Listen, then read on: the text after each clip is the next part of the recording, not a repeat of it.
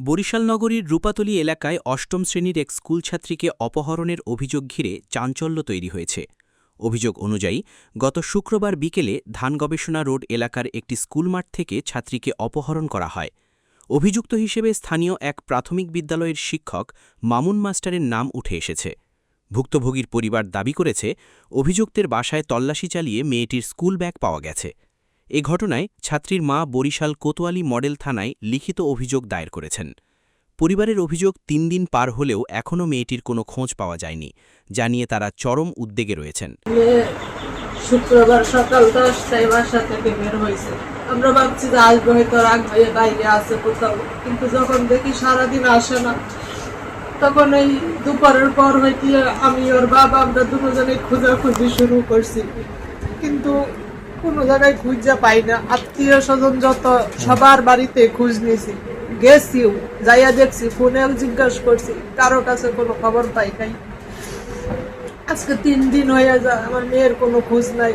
কিন্তু গতকালকে রাত্রে শুনি যে ওই মামুন স্যারে সেন্টু পুলিশের ছেলে মামুন স্যার, তার বাসায় নাকি গেছিল।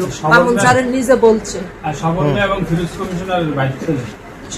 এবং ফিরোজ কমিশনারের বাইরের ছেলে।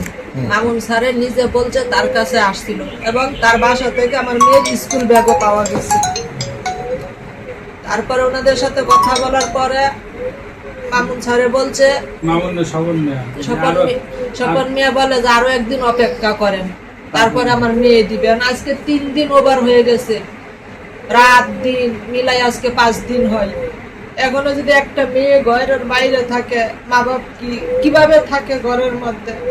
আমার মেয়ের মাত্র 13 বছর বয়স। আমার মেয়ে আজ পর্যন্ত কোনোদিন এক রাত্র কোনো জায়গায় যায় থাকে নাই। আমার মেয়েকে মামুন মাস্টারের কাছে আছে, মামুন মাস্টার নিজে স্বীকার করছে, এবং তার চাচার কাছে আমি আমার নিজের কাছে কি বলছে, আমার কাছে আছে, তার কাছে যাবে। আর ওনার চরিত্র ভালো না, এটা সমাজের কিছু মানুষে বলবে। আর পেপার কাঠিনেও আছে, তারপরে ভিডিও ফুটেজ আছে, এবং স্বপন মিয়া নিজে বলছে তোমরা আরো এক স্বপন মিয়া মামুনের চাচা, ফিরোজ কমিশনার মামুনের চাচা, এরা ফিরোজ কমিশনারের সাথে কথা হয় নাই। কিন্তু স্বপন মিয়া বলছে যদি আপনি ভিডিও ফুটেজ চান, তাহলে এই জায়গায় বালুর ব্যবসায় কামরুজ ভাই, তার কাছে অফিসে গিয়ে কথা বলা হয়েছে।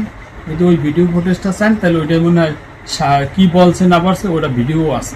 তবে অভিযুক্ত শিক্ষক অভিযোগ অস্বীকার করে এটিকে ষড়যন্ত্র বলে দাবি করেছেন। তার স্বজনরাও অভিযোগকে ভিত্তিহীন বলছেন।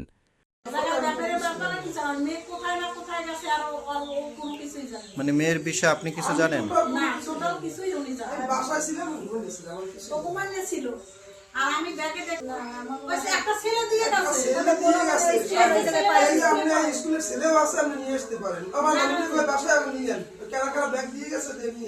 পুলিশ জানিয়েছে তারা ঘটনাটি তদন্ত করছে, তবে এখন পর্যন্ত অভিযোগের সাথে প্রাপ্ত তথ্যের পুরোপুরি মিল পাওয়া যায়নি।